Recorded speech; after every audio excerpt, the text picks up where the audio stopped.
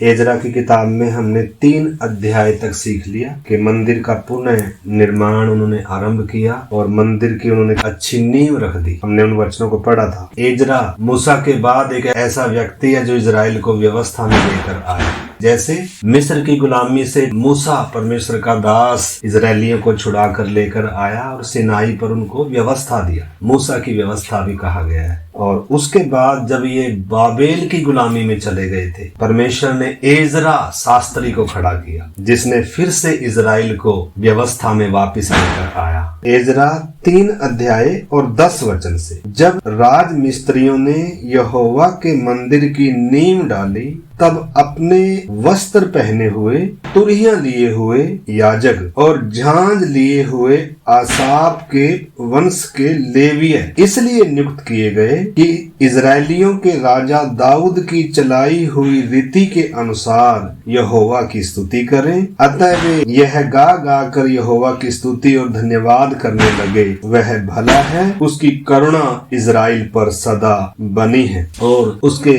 आगे भी हम देखते हैं, जब वे यहोवा की स्तुति करने लगे तब सब लोगों ने यह जानकर कि यहोवा के भवन की नींव अब पड़ रही है, ऊंचे शब्द से जय जयकार कर रहे थे। वो कुछ लोग रो रहे थे, पहले कितना विशाल मंदिर था, उन बातों को याद कर कर उनके आंखों में आंसू थे। और नए लोग थे जो 70 साल की गुलामी में पैदा हुए, वो पहली बार यहोवा परमेश्वर के मंदिर में उस यरूशलेम में आए हैं और मंदिर का निर्माण कर रहे हैं। तो एक भावुक और आराधना का, प्रार्थना का इधर हम एक माहौल देखते हैं। मंदिर की अच्छी क्या रख दी गई, नींव रख दी गई। अब नींव रखना काफी नहीं है, उस काम को पूरा होना है। तो 4 में जब हम आते हैं, मंदिर के पुनः निर्माण का विरोध। जब कोई भला काम शुरू होता है तो उसका विरोध भी पक्का होता है। हमने इस बात को भी समझना है। 4 का मैं 1 से पढ़ता हूँ। जब यहूदा और बिन्यामीन के शत्रुओं ने यह सुना कि बंधुआई से छूटे हुए लोग इजराइल के परमेश्वर यहोवा के लिए मंदिर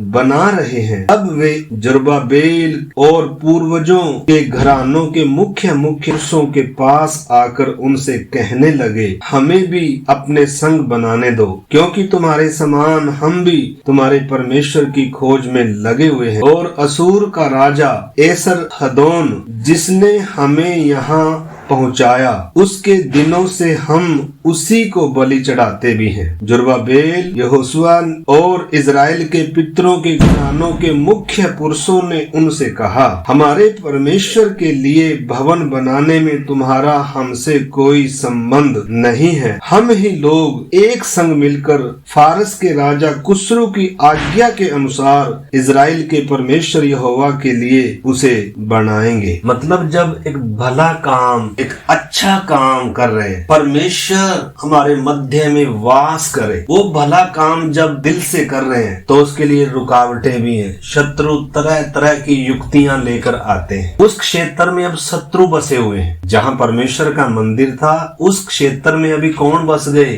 इनके पाप के कारण, मनुष्य के पाप के कारण। उसी प्रकार हम देखते हैं, परमेश्वर ने जब अदेन की वाटिका में इंसान को बनाया, वास्तव में परमेश्वर ने अपना घर बनाया जिनके बीच में परमेश्वर वास करना चाहता है। इंसान से परमेश्वर दूर रहना नहीं चाहता, लेकिन शत्रु चाहता है कि इंसान परमेश्वर से दूर रहे, ताकि मैं इसके ऊपर अपनी क्या रखूं, अपनी गुलामी डाल के रखूं। तो परमेश्वर इंसान को अपना मंदिर बनाना चाहता है, अपना घर बनाना चाहता है, लेकिन उसके लिए रुकावटें हैं बहुत सारी। इधर हम देखते हैं, उस समय इंसान के अंदर पाप का राज था, क्योंकि वो बलिदान जानवरों के थे, वो असली बलिदान की छाया थे। यीशु मसीह के बलिदान की तरफ इशारा कर रहे थे। उत्पत्ति में परमेश्वर ने कहा था, इस तरह का वंश आकर सर्प के सिर को कुचलेगा और सर्प उसकी हड्डी को डसेगा। उसके बाद मनुष्य को परमेश्वर अपना घर बनाएगा। नए लोगों के लिए भी आज वचन है और पुराने लोगों के लिए भी वचन है। ध्यान से समझना, परमेश्वर एक व्यक्ति को अपना निवास स्थान बनाना चाहता है। अपना मंदिर बनाना चाहता है, उसके साथ एक प्रेम भरे रिश्ते में, उस संबंध में रहना चाहता है, ताकि इंसान निराशा में ना रहे,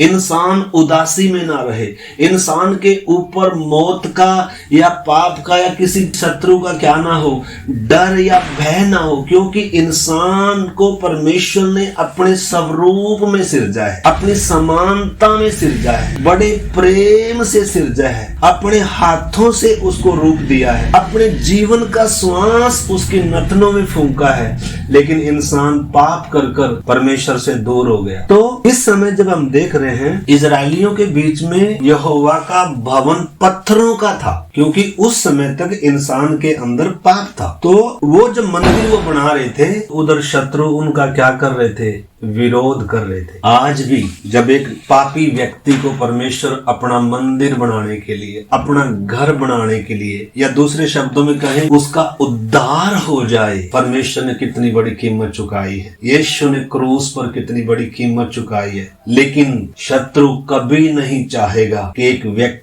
का उद्धार हो जाए, एक व्यक्ति परमेश्वर का निवास स्थान बन जाए। तो शत्रु सबसे पहले पाप है। एक पापी के अंदर पाप सबसे बड़ी रुकावट है। पाप एक व्यक्ति को परमेश्वर से दूर लेकर जाता है। 4 आयत पढ़ देता हूँ, फिर आपको आसानी होगी समझने के लिए। तब उस देश के लोग यहूदियों को निराश करने और उन्हें डराकर मंदिर बनाने में रुकावट डालने लगे, और फारस के राजा कुसरू के जीवन भर, वर्ण फारस के राजा दारा के राज्य के समय तक उनके मनोरथों को निष्फल करने के लिए वकीलों को रुपया देते रहे। तो जैसे मैंने बताया, उस समय पत्थरों का भवन बनना है, लेकिन वास्तव में परमेश्वर का भवन इंसान ने बनना है। तो अभी परमेश्वर प्रभु यीशु क्रूस पर बलिदान होने के बाद अपनी कलीसिया का निर्माण कर रहा है, असली भवन बना रहा है। तो कलीसिया के निर्माण में भी बहुत सारी रुकावटें, शैतान भी रुकावट है, संसार भी रुकावट है, और पाप भी रुकावट है। तो सामूहिक रीति से एक मंदिर तैयार हो रहा है, और दूसरा व्यक्तिगत रीति से भी परमेश्वर एक पापी व्यक्ति को अपना निवास स्थान बनाना चाहता। परंतु बहुतों के जीवनों में आपको मालूम है, बहुत सारे लोग सुसमाचार सुनते हैं, उनका अच्छा मन होता है, मन भी खुल गया, समझ भी खुल गई, लेकिन परमेश्वर का मंदिर बनने में कितनी रुकावटें आ रही है। क्योंकि एक व्यक्ति के जीवन में पाप क्या कर रहा है, राज्य कर रहा है। और जब तक एक पापी व्यक्ति अपने पाप के प्रति शोकित नहीं होगा, जब तक एक पापी व्यक्ति अपने मतलब शत्रु नहीं समझेगा इसको। अभी तो पाप को प्रेम अगर करते हैं, पाप से अगर मन नहीं फिराते, पाप के प्रति अगर शोक नहीं आता, तो उनके जीवन में पाप बहुत रुकावटें डालता रहेगा। तो इसके कई पहलू हैं। पाप रुकावट है, बहुत सारे पाप से मन फिरा लेते हैं, लेकिन उनके जीवन में आगे बढ़ने में शैतान बहुत रुकावटें डालता है। शैतान या तो किसी परिवार के लोगों को खड़ा कर देगा ताकि वो आगे न बढ़े, ताकि वो बपतिस्मा ना ले, ताकि वो यीशु को अपना प्रभु और उद्धारकर्ता न स्वीकार करे। तो शैतान या तो किसी परिवार के व्यक्ति को विरोध में खड़ा कर देगा। कितनों के अंदर प्रभु ने अच्छा काम किया, उन्होंने प्रार्थना किया, उन्होंने वचन को ग्रहण किया, लेकिन जब बात बपतिस्मे की आती है, जब बात यीशु को अपना प्रभु और अपना छुड़ाने वाला उद्धारकर्ता स्वीकार कर उसको अपना जीवन देने की बात आती है, जब बपतिस्मा लेने की बात आती है, जब संसार से अलग होने की बात आती है, तो शैतान ये कभी क्या नहीं करता, उसको अच्छा नहीं लगता। इसलिए परिवार के लोगों को, जो कमजोर लोग हैं, इधर हम देखते हैं कौन लोग विरोध कर रहे हैं, जो परमेश्वर को मानने वाले लोग हैं। लेकिन परमेश्वर को मानने वाले लोग तो हैं, लेकिन इजरायली नहीं है।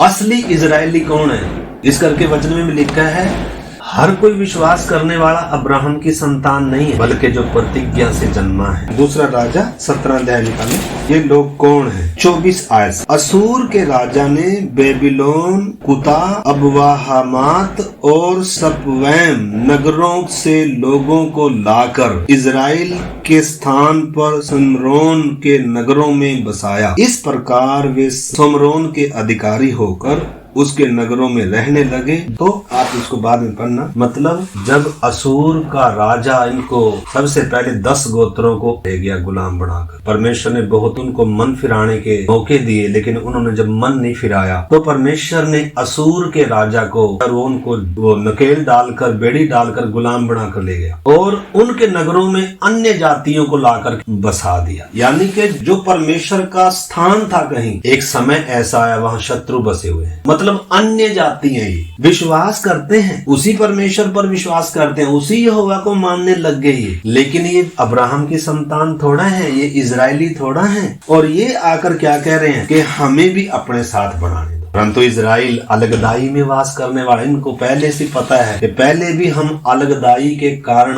गुलामी में गए, हमने अलगदाई तोड़ी, हमने पाप किया, अन्य जातियों के साथ समझौते किए। तो इस करके ये क्या कर रहे हैं, उनका इनकार कर रहे हैं कि भी तुम्हारा हमारे मंदिर में, हमारे परमेश्वर में तुम्हारा कोई क्या नहीं है, भाग नहीं है। जब उन्होंने क्या कर दिया, उनकी बात स्वीकार नहीं करी, तो उन्होंने फिर क्या किया, रुकावट डालना शुरू कर दिया। तो प्रार्थना के साथ देखो समझना, उस समय इजराइल में परमेश्वर का मंदिर बनना है, लेकिन वास्तव में पूरी मनुष्य जाति ने, पूरी मानव जाति को परमेश्वर किस नजर से देख रहे हैं। इंसान पाप का गुलाम है। एक व्यक्ति परमेश्वर का मंदिर बनने के लिए, पापों की माफी, परमेश्वर से मेल, स्वर्गीय जीवन पाने के लिए बीच में जो रुकावट करने वाली चीज है वो क्या है, पाप है। यशाया 59:1 में लिखा है, परमेश्वर का हाथ ऐसा छोटा नहीं हो गया कि तुम्हारा उद्धार ना कर सके, ना वह ऐसा बहरा हो गया कि वह सुन ना सके। परंतु कारण क्या है, उधर बताया है कि तुम्हारे अधर्म ने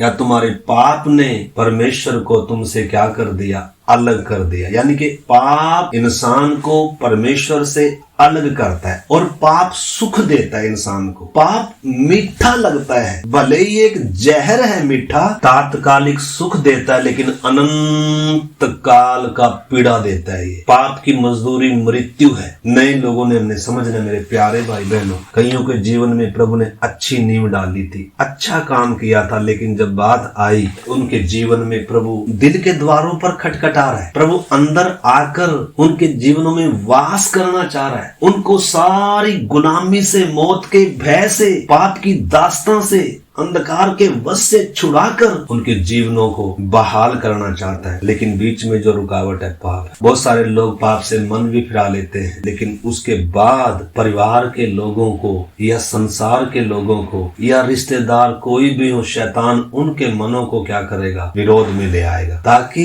ये व्यक्ति परमेश्वर का मंदिर ना बन जाए। तो जो कमजोर लोग मानते तो प्रभु को ही है, ये भी यहोवा को ही मानते हैं, लेकिन ये क्या कर रहे हैं, विरोध कर रहे हैं। तो जिन्होंने अभी तक उद्धार का अनुभव नहीं पाया, क्यों नहीं पाया, कोई शत्रु है जो रुकावट कर रहा है। जब आप आगे इसे 4 अध्याय में पढ़ेंगे, 18 साल तक मंदिर का काम रुका रहा। कितने साल तक, नींव डली हुई है लेकिन काम आगे नहीं बढ़ रहा है, रोक दिया। और इजरायली भी 18 साल तक लापरवाह हो गए, अपने घर बनाकर उसमें बस गए, लेकिन मंदिर उजाड़ पड़ा हुआ था और अन्य जाति उधर बसे हुए थे। तो देखो, ऐसे ही एक व्यक्ति के उद्धार में कितनी बाधाएं आती हैं, कितने लोगों को सालों लग जाते हैं उद्धार पाने के लिए, बपतिस्मा लेने के लिए। तो सबसे पहले तो हम देख रहे हैं एक पापी व्यक्ति का उद्धार या परमेश्वर का निवास स्थान बनना। और दूसरा पहलू इसमें ये भी है कि एक व्यक्ति जो परमेश्वर का मंदिर बन गया, वो मंदिर पूरा नहीं बना। इफिसियों की पत्री में लिखा है, हम आत्मिक तौर पर परमेश्वर का भवन बनते जा रहे हैं, बनते जा रहे हैं। तो परमेश्वर का मंदिर एक व्यक्ति व्यक्तिगत तौर पर बन गया, दूसरे पहलू में वो मंदिर बनता जा रहा है। कलीसिया आत्मिक तौर पर बनती जा रही है। तो सबसे पहले तो एक व्यक्ति का पाप से छुटकारा होकर शत्रु ने बाहर निकलना है। मतलब बहुत सारे लोग पाप से समझौता करते हैं, संसार से समझौता करते हैं, शैतान से समझौता करते हैं और वो उद्धार से वंचित रह जाते हैं। उनके जीवन में उद्धार का काम पूरा नहीं हो पाता, प्रभु उनके जीवनों में आ नहीं पाता। कलीसिया में तो आते हैं लेकिन प्रभु उनके जीवन में आ नहीं पाता। कोई न कोई रुकावट है, कोई न कोई पाप है, या तो संसार से प्रेम है या पाप से प्रेम है। इस करके प्रभु दिल के द्वार पर खटखटाता है और इतनी बड़ी जब कीमत चुकाई है, इसलिए परमेश्वर आज भी मौका दे रहा है। लेकिन इंसान इस विषय को हल्का समझता है। कितने लोग पंक्ति में आते हैं, वचन सुनते हैं, लेकिन वो मतलब आगे नहीं बढ़ पाते। तो एक तो पहलू ये है एक पापी व्यक्ति का परमेश्वर का मंदिर बनने में जो रुकावट है। दूसरा, जब एक व्यक्ति परमेश्वर का मंदिर बन गया तो वो कंप्लीट थोड़ा हुआ है, उसके जीवन में भी काम और भी क्या है, अधूरा है, उसने बनते जाना है, बनते जाना है। तो इस करके मेरे प्यारे भाई बहनों, हमने उन बातों को समझना है। तो इधर हम देखते हैं 4 अध्याय लिखा है, और फारस के राजा कुसरू के जीवन भर जब तक कुसरू राजा रहा उसके जीवन भर, वर्ण फारस के राजा दारा के राज्य के समय तक उनके मनोरथों को निष्फल करने के लिए वकीलों को रुपया देते रहे। भाई इधर परमेश्वर का मंदिर नहीं बना। तो आपने समझना है, जो जिन्होंने अभी तक उद्धार छुटकारे का सही रीति से अनुभव नहीं पाया, बपतिस्मा सही रीति से नहीं लिया, शैतान या पाप लोगों के अंदर मन में डालेगा, इसकी जरूरत नहीं है। कितने विश्वासियों के जीवन में मतलब पाप क्या करके रखता है, उनको मतलब ऐसी तसल्ली देता है कि तू ठीक है, तुझे और आगे बन, इतना ही ठीक है, ज्यादा आत्मिक नहीं बनना चाहिए, ज्यादा मतलब क्या नहीं करना चाहिए, इतना ठीक है। तो विश्वास करता है, तो बाइबल पढ़ता है, तो प्रार्थना करता है, और तो संगति में भी आता है, इतना काफी है। तो पाप बहुत धोखे में रखता है, गुलामी में रखता है, और पाप के बाद शैतान भी भरमा कर रखता है। बपतिस्मे की जरूरत नहीं है, या बपतिस्मा ले लेंगे, अभी बहुत समय पड़ा हुआ है। ऐसे कर मतलब इतने बहुमूल्य है विषय को लिखा है, ऐसे बड़े उद्धार से शैतान क्या रखता है, निश्चिंत रखता है एक व्यक्ति, ताकि निश्चिंत रहे और कामों के प्रति ये मतलब सीरियस रहे। लेकिन बात जब उद्धार की आए, मन फिराव की आए, बपतिस्मे की आए, और प्रभु मेरे जीवन में काम करे, जिस उद्देश्य से उसने मिट्टी हाथ में ली, परमेश्वर ने जब मिट्टी को हाथ में लिया, क्यों लिया, इंसान को परमेश्वर ने क्यों बनाया, हमने उन बातों को समझे। शैतान बुद्धि को बांध कर रखता है, पाप एक व्यक्ति के मन को क्या करके रखता है, सुन्न करके रखता है, ताकि ये उस बात को समझ ही ना पाए। ये काम करे, ये बिजनेस व्यापार करे, परिवार में सब काम करे, लेकिन एक इंसान अपनी असली जरूरत को क्या न कर पाए, पहचान न पाए। एक व्यक्ति की सबसे बड़ी और सबसे पहली जरूरत क्या है, परमेश्वर के साथ अपने रिश्ते को जोड़ना। क्यों नहीं जुड़ पा रहा, भक्ति करने की जरूरत थोड़ा है। जिस दिन एक व्यक्ति आंख खोले, सचमुच में विश्वास करे और मन फिराए, यीशु को अपना प्रभु और उद्धारकर्ता स्वीकार करे, उसी दिन एक व्यक्ति को परमेश्वर अपना निवास स्थान बनाता है। देखो 1 कुरिन्थियों 6 अध्याय का 19-20 पढ़े। 1 कुरिन्थियों 6 अध्याय 19-20 वचन। क्या तुम नहीं जानते कि तुम्हारी देह पवित्र आत्मा का मंदिर है, जो तुम में बसा हुआ है, और तुम्हें परमेश्वर की ओर से मिला है, और तुम अपने नहीं हो, तुम्हें दान देकर मोल लिए गए हो। और इसका 3 का 16-17, क्या तुम नहीं जानते कि तुम परमेश्वर का मंदिर हो और परमेश्वर का आत्मा तुम में वास करता है। बहुतों को उद्धार का अनुभव है, लेकिन बहुत सारे इस विषय को सीरियस नहीं लेते कि मैं परमेश्वर का मंदिर हूँ, पर मेरे अंदर प्रभु ने एक अच्छा काम आरंभ किया है जिसे पूरा होना है। उद्धार पा लेना काफी नहीं है, उद्धार के काम ने पूरा होना है, मंदिर पूरा बनना है, पूरा मसीह के स्वरूप समानता तक और डील डोलता तक आना है। तो हमने समझना है मेरे प्यारे भाई बहनों, रुकावटें क्या हैं। पाप रुकावट है, संसार रुकावट है, शैतान रुकावट है, और उद्धार पाए हुओं के लिए पाप तो शायद रुकावट ना हो, पाप को तो हरा दिया गया, लेकिन हमारा स्वभाव, हमारी इच्छाएं, हमारी अभिलाषाएं, वो क्या है, रुकावट है। तो हमने रुकावट को पहचाना।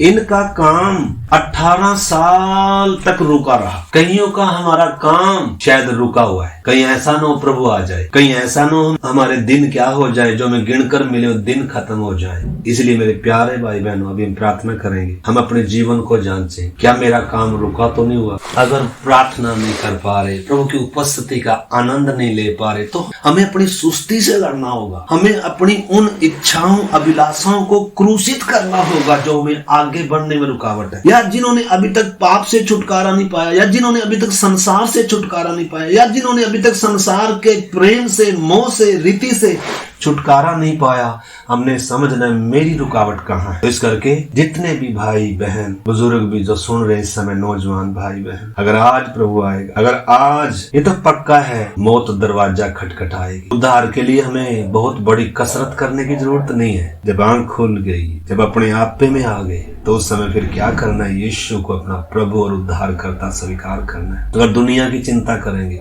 अगर संसार क्या कहेगा चिंता करेंगे, अगर नुकसान की चिंता करेंगे, कई लोगों को पैसे के लोभ ने रोक दिया, कई लोगों को घमंड ने रोक दिया, कई लोगों को आगे बढ़ने में संसार के ऐसो आराम ने रोक दिया, पाप ने रोक दिया। लेकिन आइए मेरे प्यारे भाई बहन, जितने भी भाई बहन इस समय सुन रहे हैं, हम अपने जीवन को जांचें। क्या मैं परमेश्वर का मंदिर हूँ? क्या मैं परमेश्वर का निवास स्थान हूँ? क्या परमेश्वर की उपस्थिति को मैं अनुभव करता हूँ? आइए हम प्रार्थना करें, अपने जीवन को जांचें। आज मेरी सबसे बड़ी जरूरत क्या है? ये निश्चय है कि रुकावटें आएंगी, बाधाएं आएंगी। प्रभु ने कहा, मैंने तुम्हें संसार में से चुन लिया है, तुम संसार के नहीं, इसलिए संसार तुमसे बैर करता है। परंतु अगर हम संसार के मित्र होना चाहेंगे तो हमारे उद्धार के काम में हम रुकावट डालेंगे। हालेलुया। हमारा स्वभाव उस काम में शत्रु का काम करेगा, पाप उस भले काम में शत्रु का, रुकावट का काम करेगा, संसार इस भले काम के लिए रुकावट बनेगा। आइए हम अपने शत्रु को पहचानेंगे दिनों। आइए परमेश्वर की मनसा को, इच्छा को, उद्धार को, इस बेसकीमती अनुग्रह के दान को हम पहचाने। और आइए हमें दिनों सचमुच में इजरायलियों ने 18 साल तक काम को रोके रहा, उसके बाद हम आगे देखेंगे। आइए हम प्रार्थना करते हैं। प्यारे प्रभु जी, आज शाम जो आपने हमें वचन दिया खुदा, हम हर एक को, जिनको आपने अपना मंदिर बनाया, अपना निवास स्थान बनाया प्रभु जी, हम सबका भी काम पूरा होने पाए, रुकावट ना आने पाए प्रभु जी। सचमुच में हम अपने उद्धार के काम को एक एक दिन पूरा करें, हम आपके साथ समय बिताएं, हम पवित्र आत्मा की अगुवाई में चलें, हम प्रभु तेरे राज्य को अनुभव करें खुदावन। प्रभु हम शरीर के अनुसार नहीं, प्रभु संसार के अनुसार नहीं, हम तेरी आत्मा के अनुसार, तेरी इच्छा के अनुसार चलने वाले हो जाए। और जिन भाई बहनों ने अभी तक प्रभु सचमुच में उद्धार छुटकारे का वो मीठा अनुभव नहीं पाया, पापों की क्षमा का वो अनुभव नहीं पाया, इन दिनों उन्हें भी प्रभु शैतान की युक्तियों को पहचानने के लिए, उन रुकावटों, उन बाधाओं को पहचानने के लिए और प्रभु बलवंत होकर खुदावन उनका सामना करने के लिए आप सहायता करें। आपके हाथ में सौंपते हैं। धन्यवाद सब बातों के लिए। हर एक के जीवन में वचन काम करे ताकि कोई भी इस बड़े उद्धार से वंचित ना रह जाए खुदा। प्रभु अनदेखा ना कर दे खुदा, और बहुत सारी बातें चाहे अनदेखी हो जाए प्रभु, भले ही बहुत सारा संसार में हमें घाटा या नुकसान हो जाए, बहुत सारे लोग भले ही हमें छोड़ दें, त्याग दे खुदा, लेकिन प्रभु किसी के लिए भी प्रभु जी विनती करते हैं ये उद्धार दूर ना रहे, बल्कि इन दिनों आपके साथ प्रभु अपने रिश्ते को सही करने के लिए, ओ प्रभु इस उद्धार के काम में आगे बढ़ने के लिए आप हम सबकी सहायता करना। आपके हाथ में सौंपते हैं प्रभु जी। धन्यवाद, आपने हमारी विनती को सुना। सारा आदर महिमा आपको देते हैं। प्रार्थना को प्रभु यीशु मसीह के नाम से मांगते हैं, आमीन। सबको जय मसीह की।